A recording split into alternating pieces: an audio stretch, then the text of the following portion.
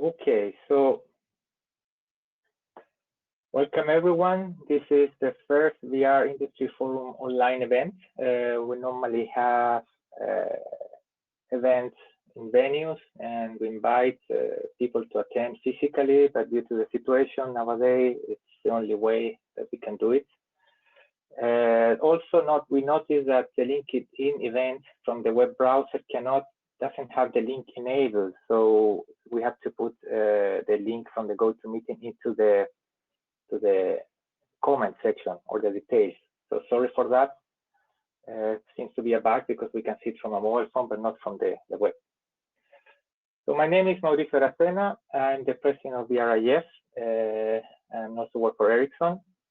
And today we are going to talk a lot about that.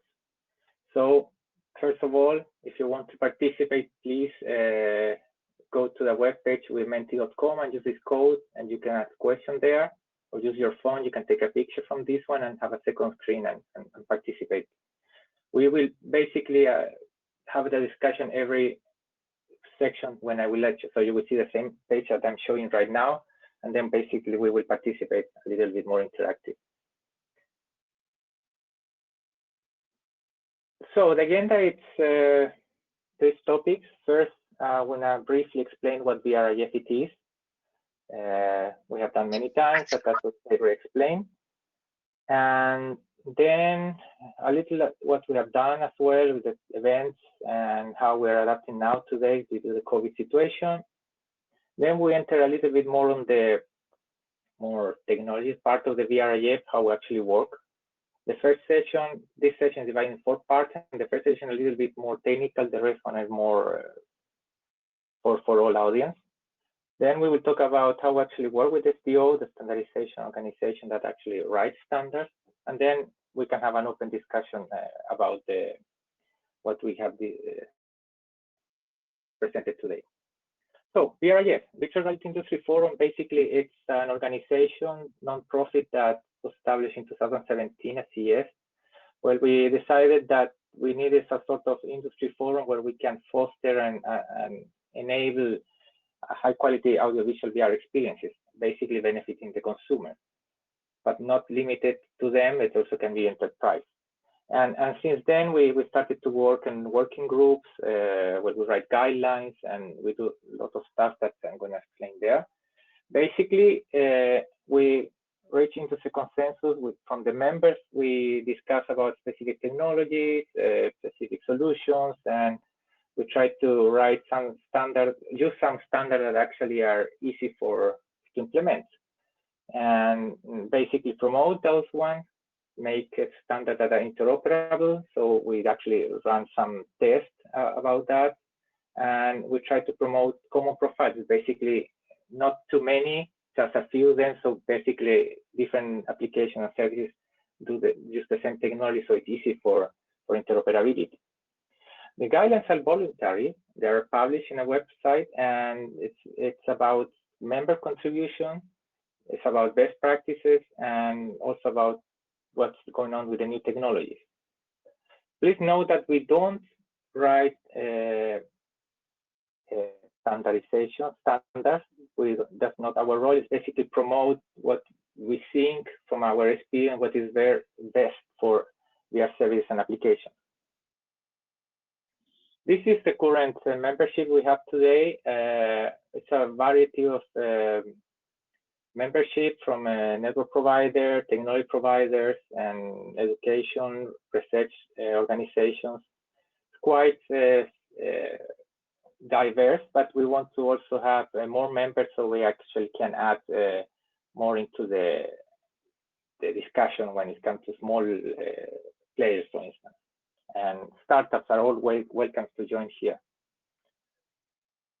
So basically how the work is that first we write the guidelines. That's our main core of business here.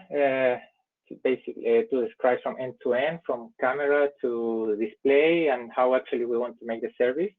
We have written a lexicon to basically have a common terminology when we talk about virtual reality. We have interoperability and test event. We could have it before, nowadays a little bit harder. We also support members in events and demonstration and relevant industry events. For instance, we have IBC in Amsterdam and NAB in Las Vegas, US.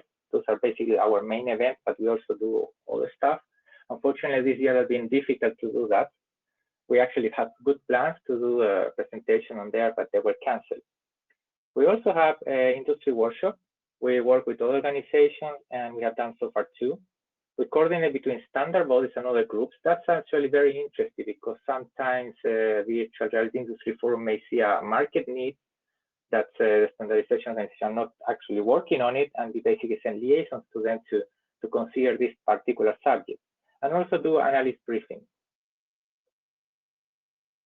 So the key achievements, well, we started to release our first calendar in 2018. It was basically around VR 360 video, and basically we cover production, delivery, security, and user experience on demand VR service. That was our first goal, VOD basically. And we talk about recommendation how to capture the content, and they consider human factor about how the content it is when it comes to VR, how to deliver, format for distribution, codecs, profiles, etc. How to do with security in specific circumstances with some technologies. And that's basically the guidance that covers it from the beginning. And at the same time, we advocate our work and gather industry. We have industry event on VR. We have 2 so far have done it. We're supposed to have one actually around this time of the year, but due to the COVID situation, we decided to postpone for next year. And we are very interested. First one on VR ecosystem and standard, which was joint effort with VRIF and 3GPP. It was done in Santa Clara, USA. And then we have a second one, Immersive Media Mix 5G, which was a 3 organization, VRIF, 3GPP, and Advanced Imaging Society. That was hosted at Sony facility in Los Angeles. And as well, we have updated the guidelines based on new use cases. The second 2.0 was about live VR workflows, like live events, esports situations, stuff like that. We actually make an update at the beginning of the year about what deployments have been there with regards to live VR events. And then recently we add a new profile into the guidelines. We're going to talk today about that. So to summarize the work in VRIF, VRIF is divided in 4 parallel tracks. When we started VRIF in 2017, we only have VR 360 track, which is still our main core of our work. But then we started to see new market needs and services that we need to address in order to make those services to actually be adopted. And one topic is about volumetric. I'm going to talk about that later. Social VR and 5G cloud. This is a way that for us is easy to address specific topics because in some way all of them are related or they depend each other, depending how you look at that. But this is an easy way how we can talk about in our group. So first of all is VR 360 track. In short, basically address aspects of capture, distribution, and security of VR 360 content. Basically, it's 3 degrees of freedom. Basically, the user is immersed on an sphere and move the head around and look at the content. That's the traditional VR that many people see today. The main 2 takeout of technology we see here is the viewport-dependent technology, which is come from MPEG OMAF technology. I'm going to talk about that later. And the use cases we cover here is basically video on demand, download, streaming, and also live use cases. So the part of the VR 360 track of this presentation is divided in 3 parts: an introduction of what is viewport-dependent versus viewport-independent, the new addition of the guideline, which is viewport-independent 8K profile, and what's the work we're going to do on the VR 360 track about OMAF 2.0. First of all, the VR technology that we use and advocate in VRIF is based on an MPEG OMAF standard, which means omnidirectional media format. And we have 2 ways how to can deliver the VR content. One is viewport independent, or VPI, which I will call it later there. Basically, when you capture VR 360, you capture a 360 image, where you can see it here, and then you basically see it in a rectangular projection. But when you see the content, normally it's called viewport, and it's about 12 to 14% of what the entire content that is being basically displayed is used by decoding. Basically, you deliver this entire 360 image to the device as traditional video using traditional streaming standards. The problem is not cost effective, because it's still you need to send high resolution. Let's say this is 8K, for instance, but you basically see a small portion that is very little compared to 8K. So basically, you're wasting bandwidth, still high bit rate, and sometimes the quality is not good because given the conditions, what you see here and the bit rate, you see very little and just normally see big pixels. That's normally the bad quality VR. But then there's another way to deliver VR 360, which is called viewport dependent, which basically you send only a portion of the content of the entire image on the full 360. Basically, you send what you plan to see and a little bit around. So basically, when you move your head to the left, for instance, you fetch what is called tiles, or a portion of the rest of the full 360 image, and then you decode it into the device. So basically, you go to the server and ask for the next one, what you want to see, and so on. So you reduce the bandwidth requirements, because basically you just decode the part that you are seeing it. But at the same time, since you have a feedback to the server, you need to have an uplink connection, and latency is very important between the device you are seeing it, the content, and the server that sends it. So a little bit more tricky to do it, but you actually achieve more optimization on the bandwidth and actually can achieve better quality. So the first profiles that were released by OMAF contained 4K based OMAF distribution. Basically, the entire 360 was the viewport independent. You basically capture the content and represent the full 360 with 4K resolution. And when it comes to viewport dependent, basically you actually what you show in your eyes is 4K. So basically you double the resolution per eye when you use viewport dependent versus viewport independent. Because basically you can capture 8K content, but you send only to the device 4K. When we come to viewport independent, you cannot send 8K. You need to basically reduce the resolution to 4K, and then you send it to the device. So basically, you reduce the quality by viewport independent with 4K. So basically, these are the profile that we have in MPEG, and this is what basically VRIF is recommending. The advantage of viewport dependent that you use traditional dash streaming, which is a protocol to deliver video content. And you can reuse already all the servers that are available in the market, which is quite widespread in the world. You have several vendors that actually support already this one. When it comes to viewport dependent, basically you need to adapt a little bit the dash streaming protocol to support what you call tiling or viewport dependent profile. And at the same time, you only have audio here. So basically 3D audio, so basically you can see a little bit how the sources come from different domains. This is what it's 4K OMAF distribution profile. But VRIF decided that maybe it was important to address 8K market, and why? I mean, some people who actually produce 8K content consider it's very expensive to do it, and it's very expensive to deliver. But the thing is that today we actually see new devices that support 8K, mainly mobile phones that are 5G capable. So since they already support 8K video, and since you can deliver over 5G, then it makes sense that you may want to sell 8K directly to the phone, given that you have a 5G connection. And this is a list of devices already are in the market: the Galaxy S10 from Samsung, the GR VR with the Galaxy S10 as well, Skyward, the Qualcomm platform, which is a chipset platform that most of the mobile phones in the world supported, and the Galaxy X20. All of those support 5G, and all of those support in some way 8K. So the interesting thing is that VRIF was first to define 8K profile. You can see that in the guidelines 2.2. You have the link there. You can download, open to everyone. And And basically, the profile basically says that we enable viewport independent, inherit the property of the OMAF format that was 4K in viewport independent, but basically the only difference required 8K decoding.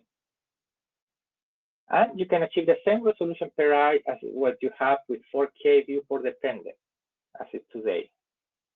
The advantage is that when you use viewport independent with 8K, you can reuse a 16 dash infrastructure. So basically there's no update to the server, and the protocol, you just set up a streaming protocol at 8K content, and then you send it to a device that can support it. It may be a little bit higher on bandwidth, but since we're talking about 5G devices and 5G network, that's not a big deal right now. That's one advantage.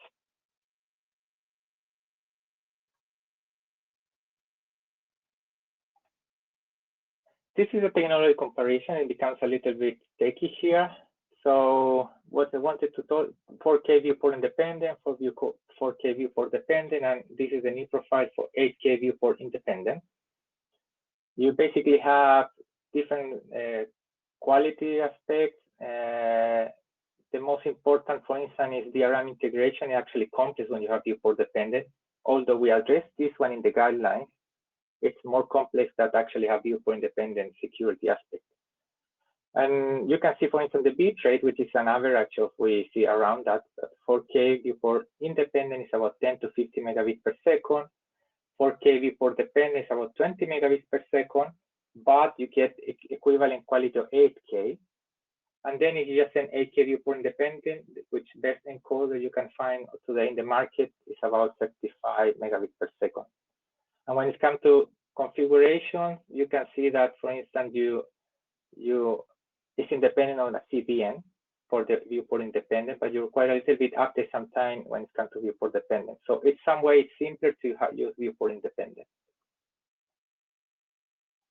So let me summarize this one, and I hope you follow. So let's say that basically we capture an 8K content ready to deliver in VRC60, and you deliver with just at 8K. So you maintain the 8K content, you put it in the server, you send it to a connectivity, and then you decode a device, the entire 8K content, but you just see only this one.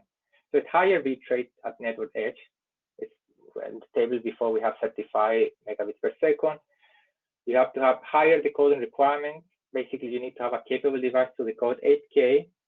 So basically, you don't reach many of the devices you have in the market. That's a current disadvantage.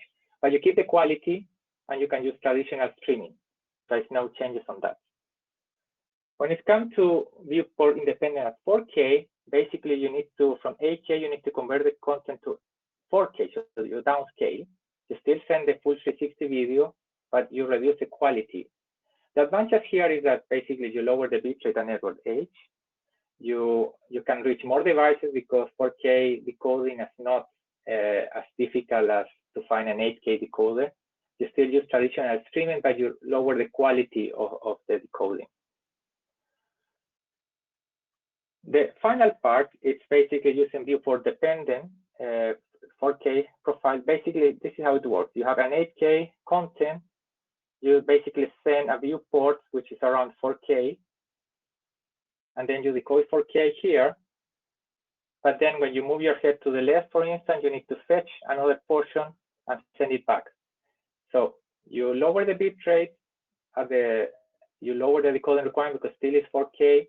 You get rather the same quality as 8K, but it's more complex when it comes to streaming implementation. You need to have a good connection, a lower latency here, and maybe update the server to support this sort of streaming protocol. What we're doing now, actually we never stop here, and this is the current guidance work that we're doing in the VRC60 track. We are actually addressing new features of the OMAF of the standard, which is the second edition, which basically address multi-view viewpoints. So let's say you have a stadium here, and you've set several VR cameras around here, and then you allow the user to choose which viewpoint you want to see in the VRC60. It's basically like that, and we will tell how to set up the stream, how to use the OMAF format to do that, and connect those things. I think the most interesting part is about overlays. You may think that you want to paste your picture or something like that, but it's more important. It's very important basically for targeted advertisement. You may want to prepare a VR 360 asset, sell some part of the area that you wanted to monetize, and basically you can sell this part as your advertisement here. So basically that's the one way to monetize VR 360. You don't stop commercial. You basically, when you look around here, for instance, you're looking at this part, which could be a small portion of that. You may see, let's say, a picture of that by the staff, and then if the user wanted to go to that, then you can click there with some VR tool to go to the advertisement. The interesting thing, this does not stop the viewing experience, because it's basically embedded in a real world. It's like when you see a football match stadium and you see the banners that go around. It's part of that. It's not that you actually disturb you. That's advantage of that. You're immersed in the content, but doesn't stop the experience because you're an advertisement. And then we also want to add a few features about advanced styling profile, which is a viewport-dependent feature that enhance the responsiveness and quality of a viewport-dependent service. Okay, so now we are going to discuss a little bit, make a break. So if you want to add a question, please use this platform. We have my person, Tom, here. I'm going to share it here. So, Tom, are you there? Yes. First, a question to the audience. We've heard about viewport-independent, about our guidelines, about standardization, also about the audio part of all of this. Let's see from the audience what is most important when looking at VR 360, when VR 360 application implementation and so on. I'll give it give you a minute time to respond to this. And then we can have open questions. So if you want to join, use your phone, take a picture, and then you go directly to that one. If you want to vote quick, or go to the link here, or use this one.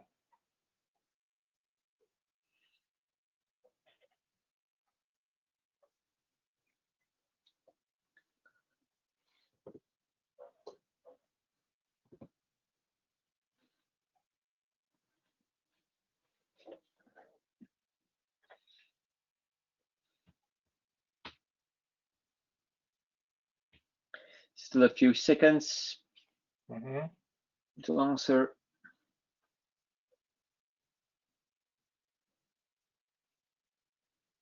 And it's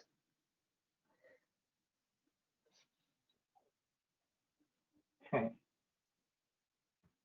Yeah. Let's look at the scores, and we see that viewport dependent, so touch streaming is still most important for VR 360. I think most of the implementation nowadays are also showing that, but not to forget viewport independent, definitely showing also the 8K viewport independent profile is second place is important. Standardization, of course, guidelines, of course.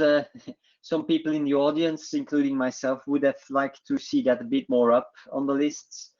And the audio part, only fifth, maybe because it's already quite well done. And maybe there's not much research and development to do there, but I don't know.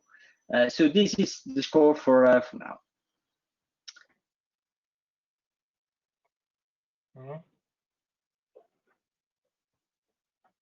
Do we have any questions? Do you want to go to the question page? Yes, I guess so, if there are questions.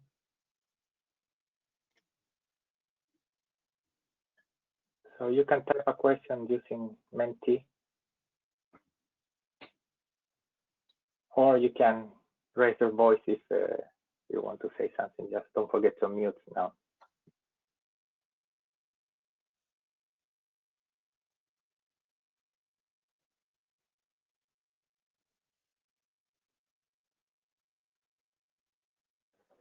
Okay, what?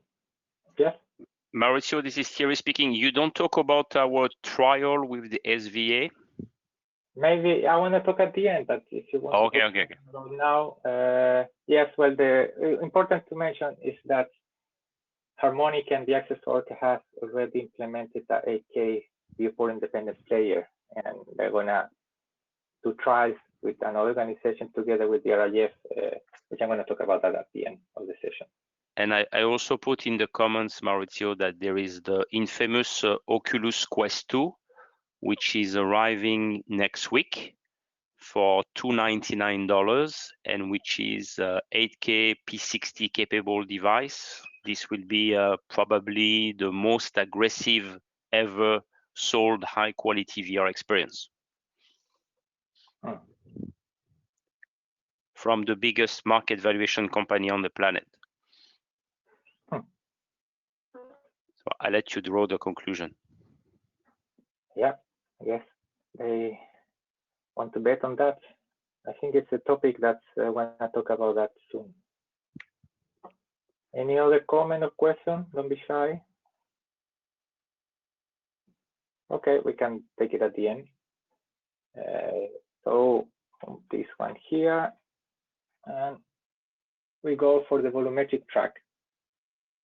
So this is a rather new track that we created this year, and basically it's a way how you create assets in a 3D model. So basically we want to cover part of capture, production, storage, and distribution format, and security volumetric assets. Volumetric asset basically means a person or an object that you create from a volumetric perspective using a camera array around you, and you can go around. It can be a face, can be a person, could be several persons, and basically you can render in a flat screen. Normally you see that doing that, or you can see it as part of a VR scenery that you mix with some scenario that you have the person around that it look realistic because you capture with array of cameras.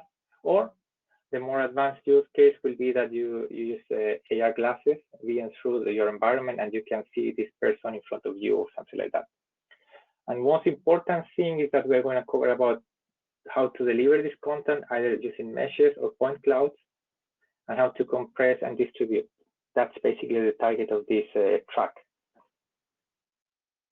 The use cases here. So the first one is basically you create an asset, let's say a person here, you can see here, and then you just stream that one directly. And depending on the application, it can be like a second sort of screen from a real sport event that is broadcast in the television.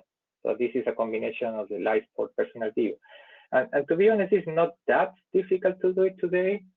It's basically you need to have a second feed or connection and have a camera around, for instance, in this case, the boxing match, that you model the person and go in real time. And of course, the latency is an issue how to track that one. But basically, you bring in your house the two players around you, and basically you can go around and see different perspectives of that one. Basically, 6-DoF experience. And also an important aspect that is useful is social VR, which basically you can have realistic avatar representation for a communication between them. So if you use a VR headset, you see a person in a VR headset or an AR glasses or a tablet. Another important thing that you can create, and this is what Intel Sport is doing today, basically you have a personal view. You capture the scenery from a camera array around the stadium, and you can generate like a view from the point of view of the player. So basically you see here, this is an image generated from the camera. So this is quite the next level of immersiveness from a live sport event. So looking more in deep how it works, basically volumetric streaming use case is an end-to-end problem, or let's call it challenge. You need to capture with camera array. We have several steps how to acquire this one. You have different cameras, IR sensors. You need to estimate the depth. You need to fusion the data and create a 3D model. Normally, it's always about 3D point cloud objects. So basically, you generate an asset from different points, and you represent a person, and you see that one. There's a lot of points, it's a lot of data, and then in order to deliver that one, you need to basically encode that one, point cloud encoding, and stream it, and then you decode it in either flat screen, like that, AR glasses, see-through, or VR, depending on the use case. Then you can, today, I think this is basically what you have de facto standard today, is the mesh processing. You basically use mesh, you convert from point cloud to mesh, and then you mesh encode it and send it as a streaming scenario. There are few companies do that today. But this is basically streaming, but also volumetric capture, and volumetric is also a tool for production for volumetric assets. You don't necessarily need to send to one person. You can use this one to build and enhance the traditional TV and movie production. I mean, you can create model of the people or the football players, and they're showing a table, a production table, and basically in a 2D content, you can overlay with this 3D asset. It's not controlled by the user, it's basically controlled by the producer. And you can have TV, you can add it to the 360 video content or traditional 3D overlays. So there is an interesting aspect about point cloud compression, which is PCC, and mesh compression I want to talk about in the guidelines, and content security as well. So this is the current scope right now, and basically we have already started with deep dive session on point cloud compression. This is a standard that was recently released by MPEG, which is called View Point Cloud Compression, which is basically you have a point cloud representation of the asset, and you can encode it using traditional 2D video encoders. That's advantage. And basically several companies that are members of MPEG, and a few of them from VRIF already shown the code implementation of that one. So basically what we want to write about the guidelines, how to use those things, and consider after which profile to use, and how to make it a service that is adopted. They also want to document volumetric capture techniques. There are several systems and companies that actually capture content and create. Some of them are, for instance, Intel in our membership, and Fraunhofer. We're still looking for new members on this topic. This is quite interesting to do, and we need. We hope that we get new members that can help us to build a sort of detailed aspect of how to capture that one. So the goal basically is define distribution profile for volumetric assets. Today they have business on that, on volumetric, create volumetric assets, but the main issue they have with those companies that capture content is how to distribute it to the end user. So this is basically the main goal that we want to achieve in VRIF. And once we actually have that one, we want to have promotion activity on volumetric streaming. We actually had a lot of plans this year, especially in NAV and IBC, but we have to cancel that one. And also delay a little bit the work on that. But the idea that next year we want to set up events and conferences about this topic and promote that you can already today with the new technologies can enhance the TV experience, for instance, with this. And this is the detailed scope. If you want to see it, what actually plan to do, it's a lot about that.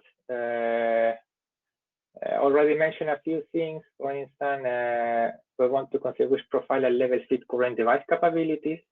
There have been some studies already there about that. They use video decoding, or they use GPU processing. Also, what's the different advantage between points and meshes on devices? That's something important to consider. And more important, what to do to the video codec to use. Use the one that is ABC, the one that HEVC, which is basically the main codec in many new standards, or the new video codec for very high-end and high-quality, low bitrate VVC, or something else. That depends how the members want to contribute here. And we need you. Please join VRIF. We would like to get you help on many aspects. There's a lot to do, and we need people to help with. Okay, so we do a break on volumetric streaming. Tom, so shall I share the screen? Yes, please. I have another question. Yeah. So short question. Let's start the clock.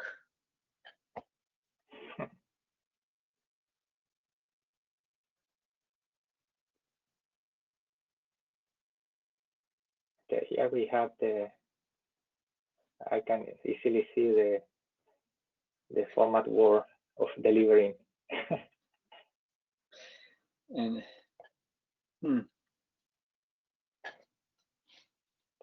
Shall we give a little more time, maybe?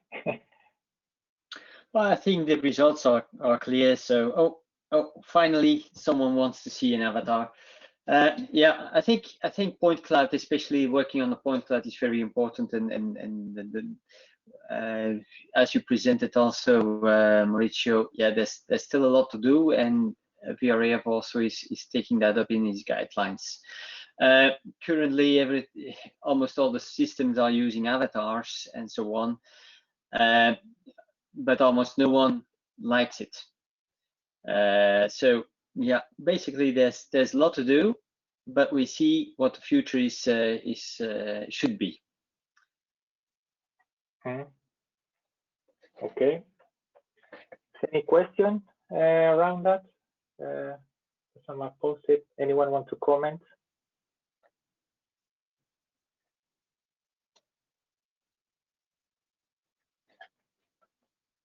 Okay, well, we can take the next step. I think it is your topic, right? Yes. So that's good. So I use still my screen. So you just let me know. That's good. And you can talk about this track. Yeah, and then the next track is about social VR. It's a bit less technical than the previous two. Yeah, please show me the next slide. And about social VR, I'm looking a bit at the use cases also, and I'm seeing basically 3 use cases: meet up in VR, experience content together, and remote collaboration. Because what do I mean with social VR? It's especially being together, so being multiple people together, and it can be 2 people, it can be 2,000 people, that doesn't matter.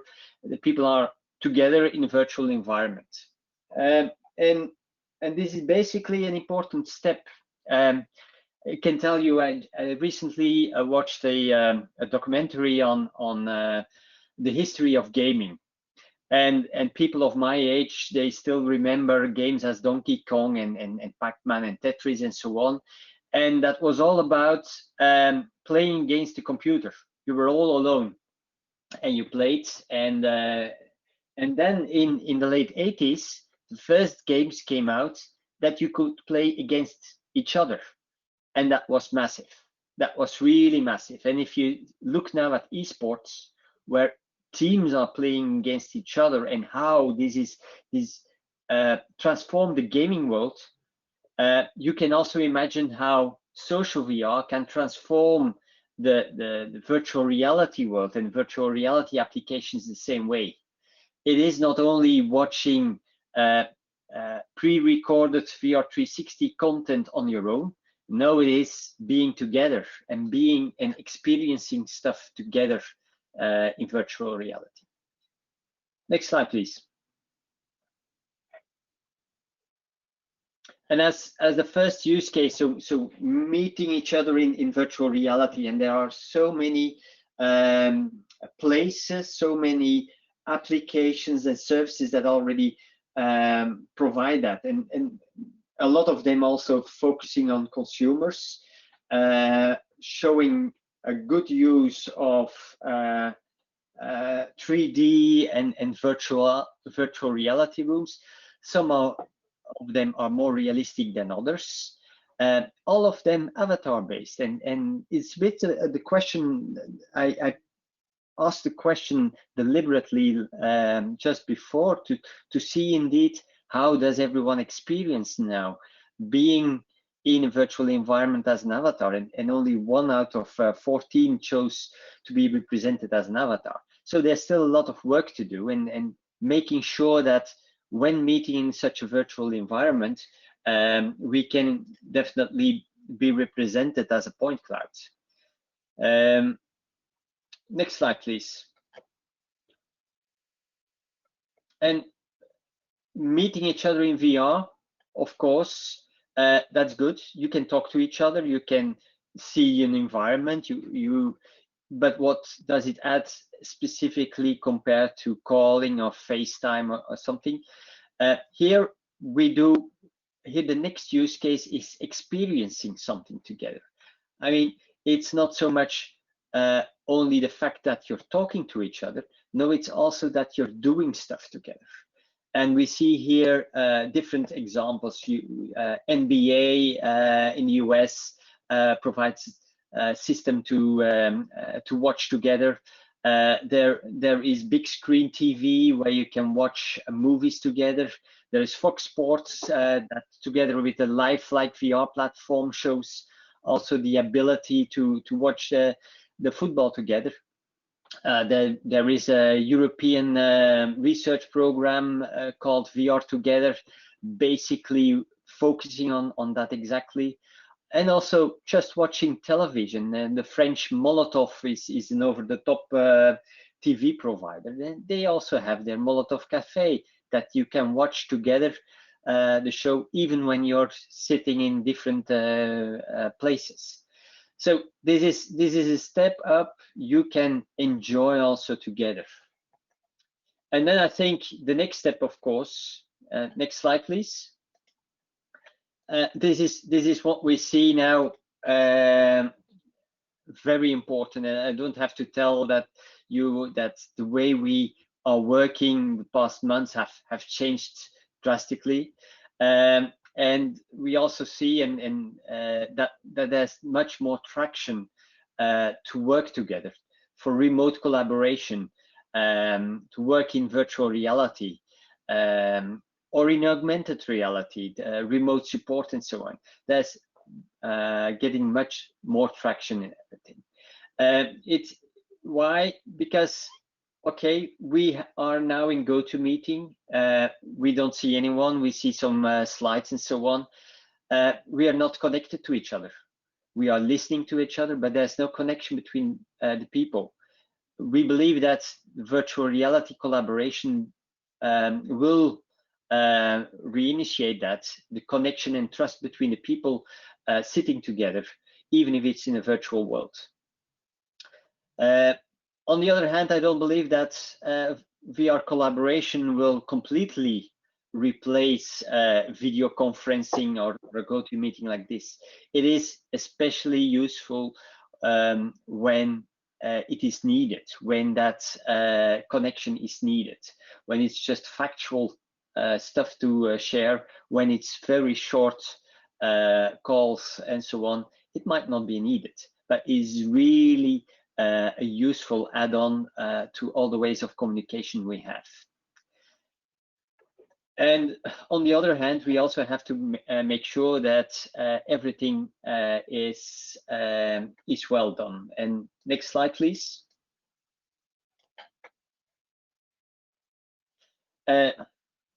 Especially, what are the questions and challenges? I think mostly, since it's all real time, we need to make sure that everything is well done.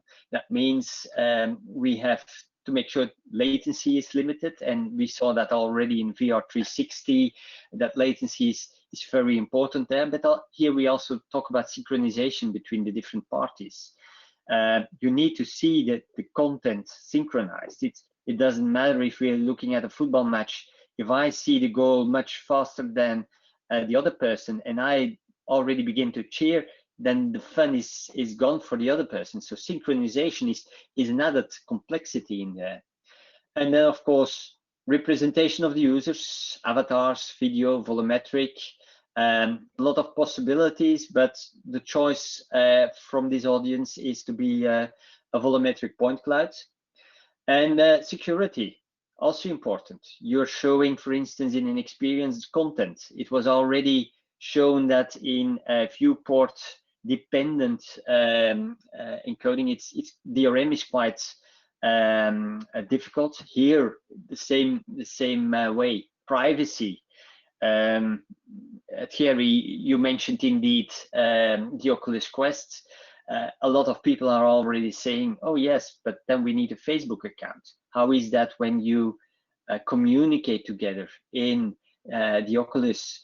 How is it about privacy? Authenticity, especially when working with avatars. How do you know that it's me? How do you know that the avatar representing Tom de Koning is really Tom de Koning? These aspects are all challenges to overcome. And then, of course, network requirements, cloud and edge solutions.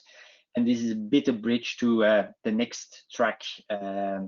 So I let that being solved by the next speaker.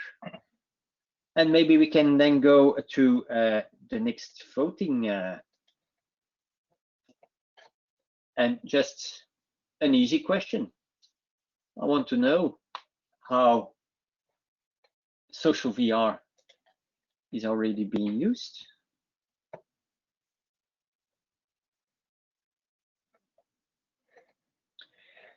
I'll start a short timer.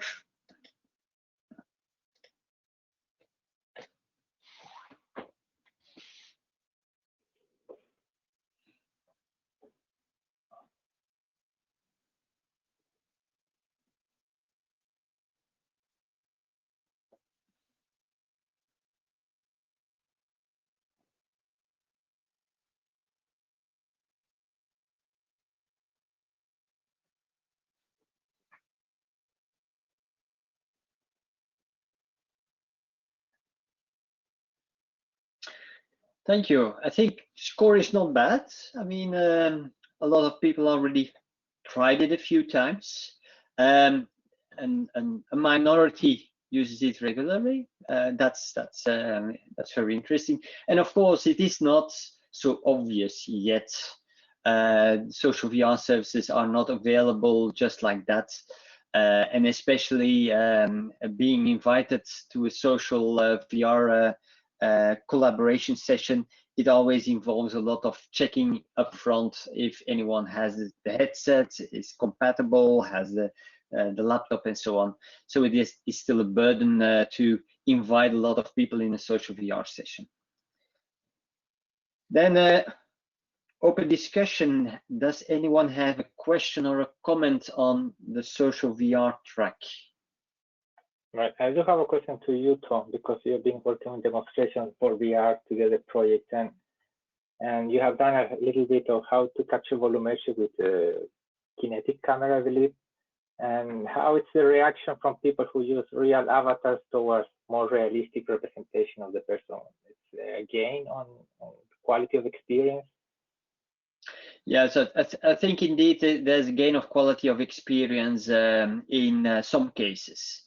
The advantage of an avatar is that it is always of the same quality. With the volumetric capture with one or multiple cameras, if the environment is not controlled enough, and we've done that in demonstrations, you need to have a good lighting and so on. So it needs a bit more setup and so on. And if the setup is not right, the quality hinders the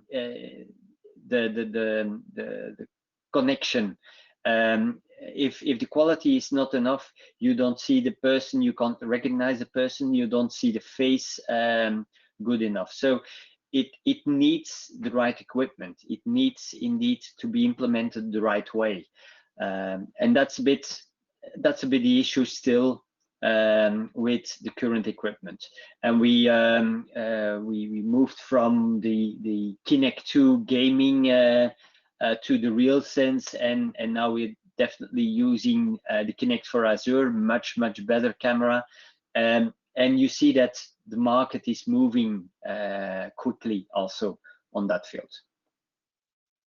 So maybe naive question: how do you see that representation of person communication with a phone that basically has dual camera in front of you. Would you be able to deal with that sort of volumetric capture, or you need a more advanced?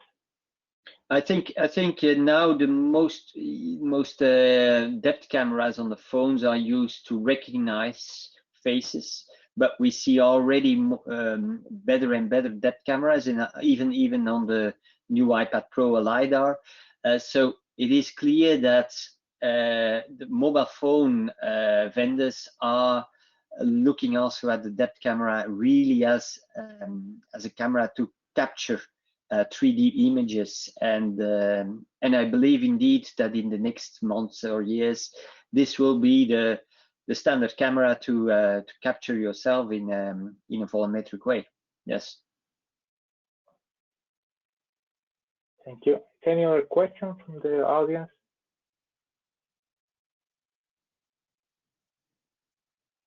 Yeah, Mauricio Ali here from Ericsson. Hi. One question.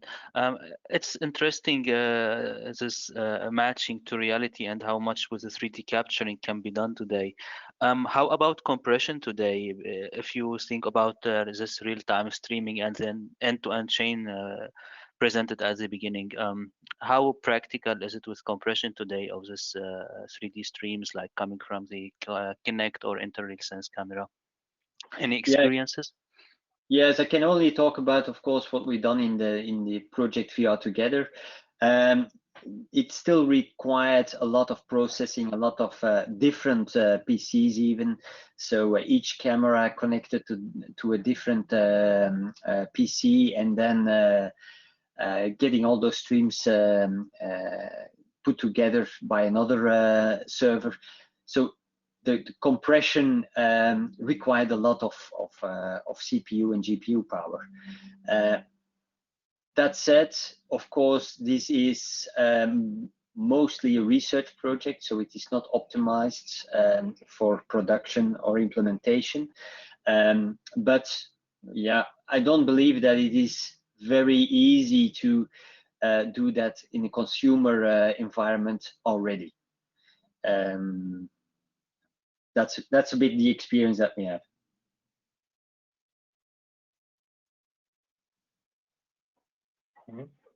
Thanks. Any other question?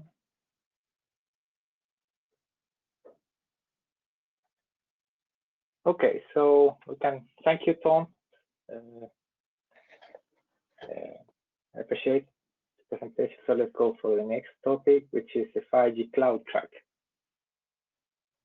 So this is the last track of we have in VRIF, and it's basically a little bit of how to use infrastructure that is coming in the near future, when basically you have 5G and you have ecosystem already, or deployment of cloud edge infrastructure coming from the hyperscaler. And the idea is to discuss here how we can better process and distribute XR content, and look at that actually talking about XR now and not necessarily VR, to basically achieve high quality services using very thin devices. So basically, some way the goals of this track is to guide content providers how to use 5G and cloud edge, and promote the transition from what is done today, which all the applications are done in the device, and move that towards to the network, which basically means offload the device. I'm gonna talk about that here. So in general, cloud XR technology is going to improve the quality of the experience because we use the network edge processing resources to enable immersive experience on thin devices. Thin devices means a simple tablet or a VR that just have a sort of receiver antenna connection and has very little processing. And this is way it can enable advanced services like social VR, stand-based object and actor integration, volumetric content, and interaction between entities. Actually, the problem how you render or deliver volumetric is going to change completely what actually I discussed in the volumetric track. Basically, you will just send 2D video to the device and not necessarily the point cloud itself, because the network will provide you back what position of the content you want to see, and then just choose basically decode video. And basically, we will stop with sort of resolution rates from the device perspective, from the display. Once you achieve 8K per eye in a head-mounted display or AR or VR headset, basically you achieve retinal visual quality. That's the ultimate capability that you need to get in a phone to achieve the true quality of television that you see today. And that's an interesting thing, because then you don't need more than an 8K decoder, stereoscopic as well. So this is basically the 5G cloud XR concept. I'm basically mixing cloud and 5G. Why? The cloud basically will do all the heavy processing. So basically you have a device which is an XR client and XR server.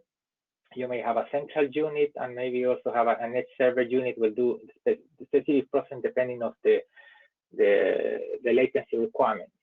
And why we're at 5G here is because 5G is not necessarily high bandwidth, as you may add to fiber, or it's wireless first of all. So basically you can use AR glasses. It's also low power. Basically the radio of a device with 5G is low power, so you have better battery life. It's a low latency response to this one in the last mile. And most important is a reliable connection in a wireless domain. So basically you always can set up an expected quality no matter what. It's not necessarily ultra low latency you may need in the services, but it's actually that behaves all the time when you're actually using the service. So basically the heavy processing is performed here, is rendered, and they just send video to the device. It's quite interesting concept, but it requires a big transformation in the industry how to deal with it. I'm going to talk about that now. Opportunities basically enhance the usability of devices, lightweight, lower processing, so basically you have less heat, and you decrease the battery usage.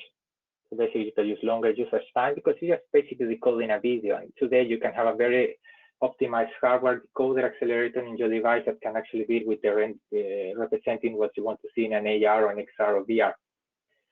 This is also important about how you update the services. You don't need to update the app. This is just the network base will actually update itself, and you can use very old devices still and be able to render a new service. That's the advantage of that.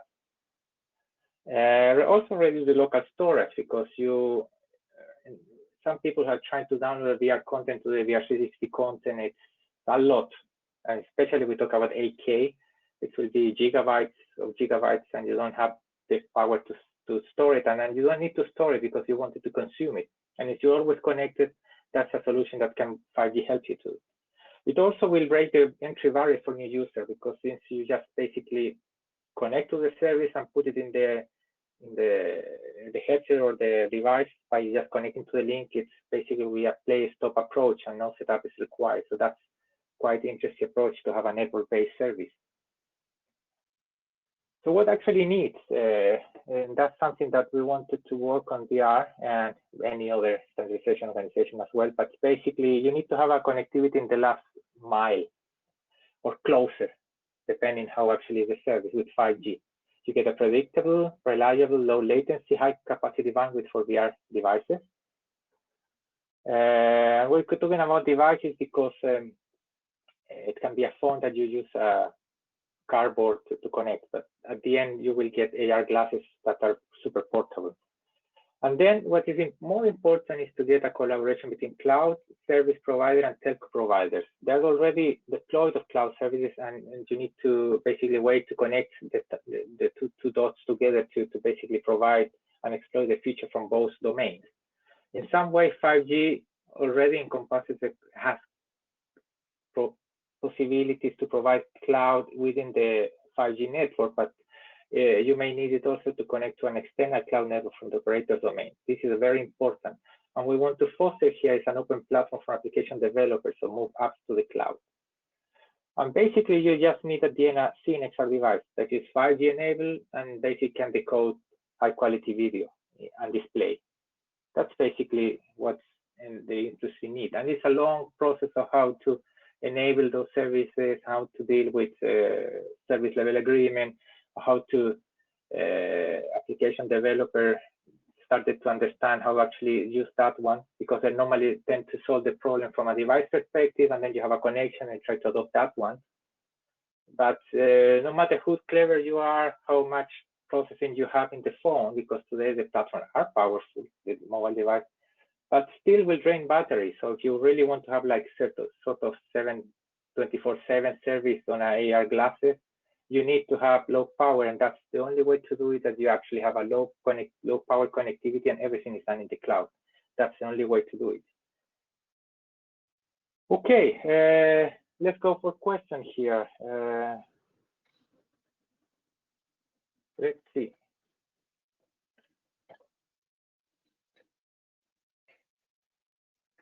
So let's see who benefits most from whom. VR from 5G or 5G from VR? Let's start. Clock.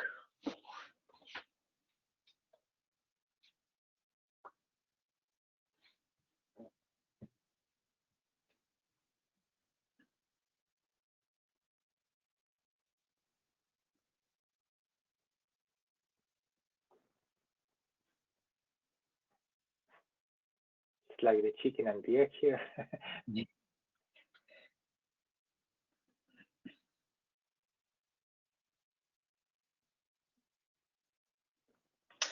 Thank you. Yeah, it's close.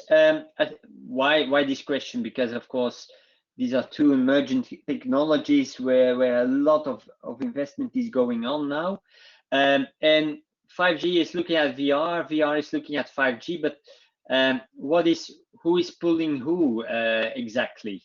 I think what is important is that almost everyone believes that one way or another 5G will benefit from VR. However, the other statement, VR will benefit from 5G, I see that not everyone is thinking that.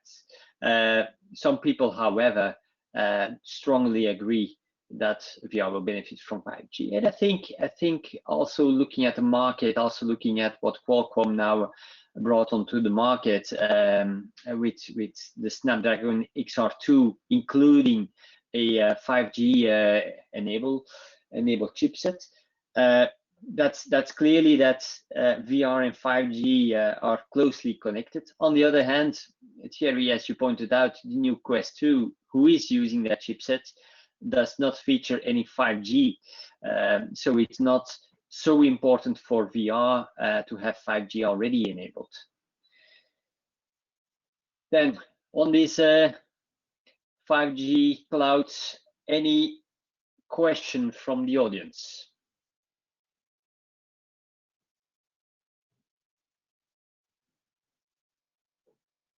Yeah. No, then up to you, Mauricio. Okay, thank you.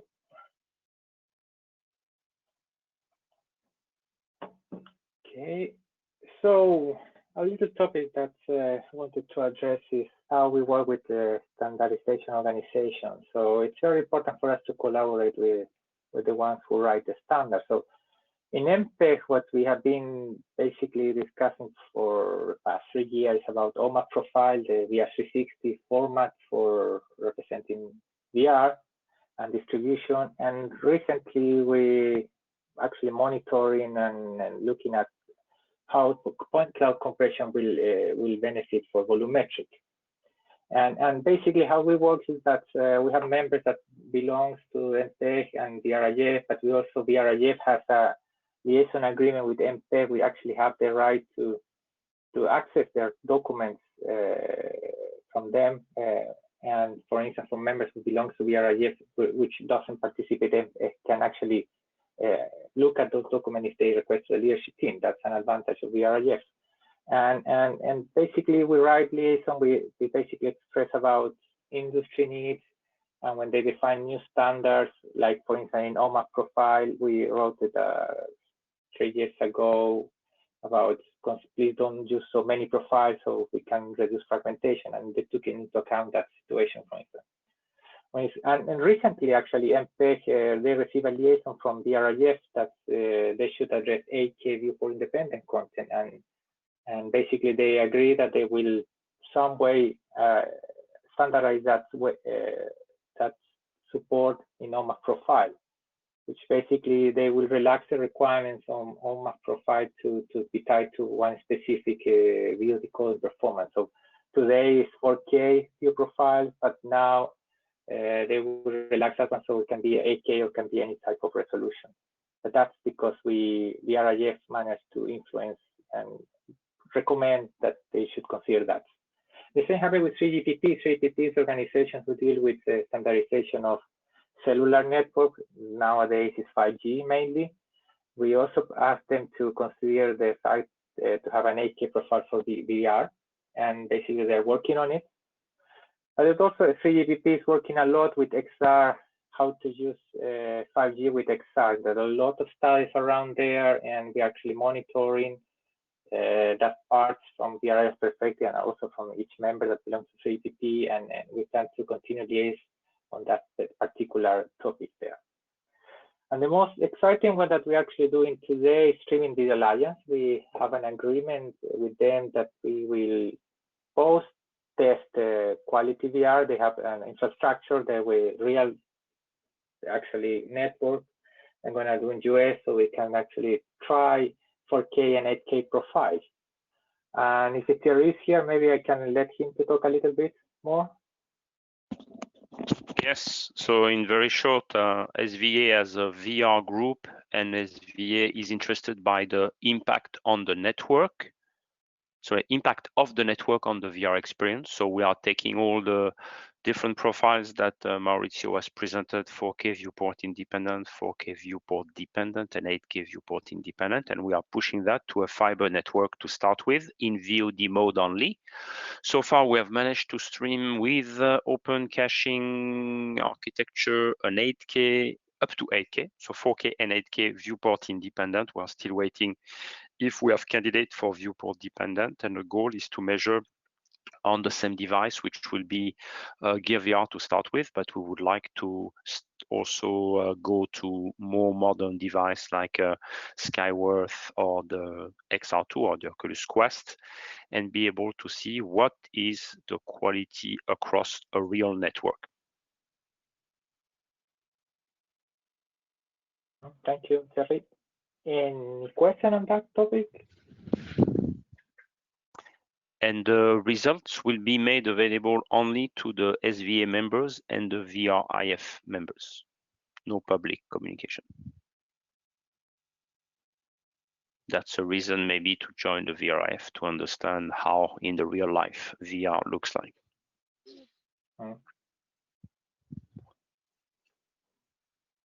Okay, thank you. Let me see what's the next here. Okay, basically soon to close that one, just to keep you posted. VRIF is going to be busy the rest of the year with basically purely online conferences. We miss a lot of good events because they basically canceled. They didn't manage to go for online, but basically we also publish imaging journals. You can go to the link here, but this you will know how to reach out. Just go to the VRF webpage. We're going to present also on the Streaming Video Alliance about 8K VR, which is something like I presented here a little bit, and Thierry mentioned about that. We're going to present also in the 2020 World Conference on VR industry in China, which is addressing cloud VR mainly here. We're going to be present on VR Days, which is also online, a topic about live VR and 5G. And the biggest conference we are treating to the left for the rest of the year is CEMTI 2020 Annual Technical Conference, which is about live VR end-to-end workflows, real life deployment, advancing in VR and technology, which actually is a 30-minute presentation. And you can sign up here, and quite excited to that. Actually, we are doing the recording now, and we have live questions basically. So, and then next year we plan to also be active on all the conferences, but just to be confirmed that. But one role of the VR is to be relevant in all those events, so we spread some solutions that are important to a specific industry that are not aware of the technology. And then we can try to wrap up. I think we have like 10 minutes, but I'm going to go for the final question and answer. And here.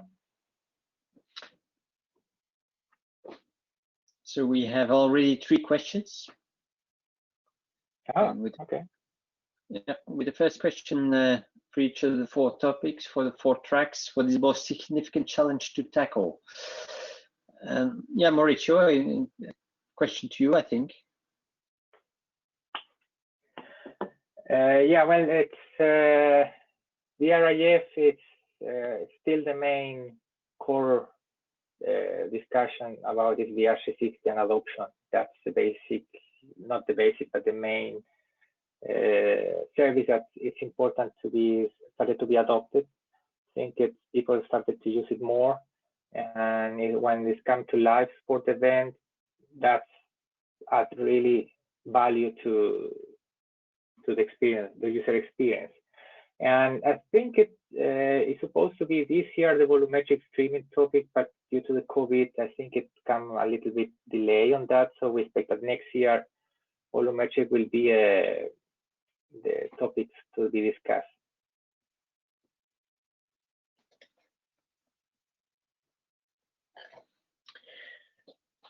Yeah, I had to ask if that question was answered. That was sufficient. Okay. Next one. Any ambition in SVA to trial 4K, 8K VR on a 5G network? Well, Thierry, maybe can answer that. Yeah. You guys put me on a difficult seat. First, I cannot talk on behalf of Verizon. So the team in Verizon we are interfacing with are the wired people, fiber. But I believe if we have a successful trial, the next natural step would be to go on 5G network. Please note my word, would be. I don't know what Verizon will discuss.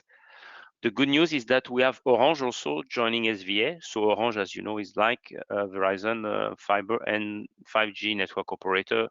So I have great hope in 2021 this will be on the table. And of course, we need 5G device also. We need 5G modem, 8K capable devices. So we need a lot of things to happen, but in principle, yes. Timing, unknown.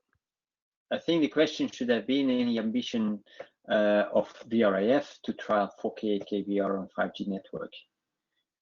And yeah, that's another question.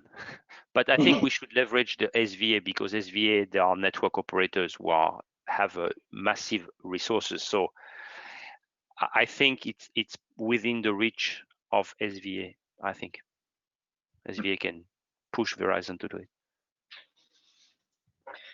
Thank you, Thierry. Next one, given the dominance of Facebook on VR hardware and potentially social VR, what can VRIF do to create a more open ecosystem?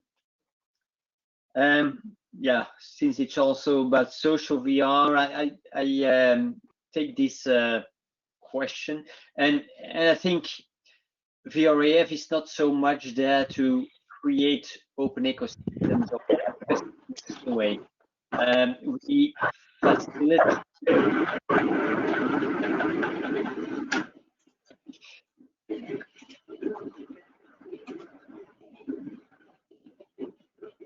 Can everyone put up? Yeah. So yes, I think VRIF would like to see an open ecosystem and would like to have a much bigger market and so on, and benefits a lot of the collaboration between large and smaller parties. If you look at the members also in VRIF, you have, of course, big parties like Intel and Ericsson, but you also have smaller ones, and that collaboration is important. That shows also that dominance is not the best way to work, but the role that VRIF takes into that is collaboration, working together, and not so much creating ecosystems. So I think we're looking a bit sometimes from the sideline and facilitating more than creating ourselves. Mauricio, do you have to add anything to that? Well, yes. Basically, it's the role of VR is to create interoperable ecosystem rather than open. So by being interoperable, by recommending specific technologies that can help to the service, then it will open itself, and that's basically the goal we want to have there. So maybe I want to give some response also from my perspective. You saw the device we are targeting. We put XR2 from Qualcomm, who is not only selling to Oculus. You will see a lot of HMD announced this year. You have the Skyworth ecosystem, which is mostly based in China. You have still the phones S10, S20, who are not Oculus phones. So I think we have a lot of different devices. Maybe the one of Oculus will be the most popular, but if there is real money, you will see a lot more HMDs and also mobile phone. I keep pushing mobile phone in stadium experience is the right way to do it. So as long as the phone are there, I think we'll see a lot of use case of VR, which is not related to Facebook. And of course, in China, as you know, it's a completely different ecosystem. Facebook cannot sell in China. Yeah. Thank you. And then last question on the list: what resolution per eye do you consider equivalent to real-world experience? That I can answer. So the eye resolution of the people is basically 60 pixels per degree. So normally when you see a television, they recommend you view distance is based on that metric. So normally when you have 8K television, you need to be sort of specific distance to match 60 degrees per pixel. Below, closer to that, being very close, you basically started to see pixel between, and going away, it started to see less resolution. So basically the 60 pixels per degree. Normally the viewport view of the human eyes and the 20-degree horizontal and something like 110 vertical. So basically, if you sum up that one in a VR experience, will be about 8K resolution per eye. And that's why we mentioned about the ultimate device to be able to display and decode 8K. And if you want to capture the entire real-world experience and send the full 360 video, for instance, basically means about 22K per eye, which is very expensive to capture and very expensive to deliver. But that's basically what you wanted to do with this full sphere of pixels. Okay. Thank you, Mauricio. Okay, Yes. thank you, everyone. Thank you, Tom. Thank you, Thierry, and all the members who collaborate on the presentation today, and your attendance and patience, and interested to join this one. We expect to have another one probably next quarter. And if you want to know more about VRIF, join it here or subscribe to the mailing list or follow the LinkedIn group here. The presentation and the recording will be available to everyone once we actually finish this presentation of some processing of that. Thank you very much, and we finish on time today, and wish you a good evening and good day.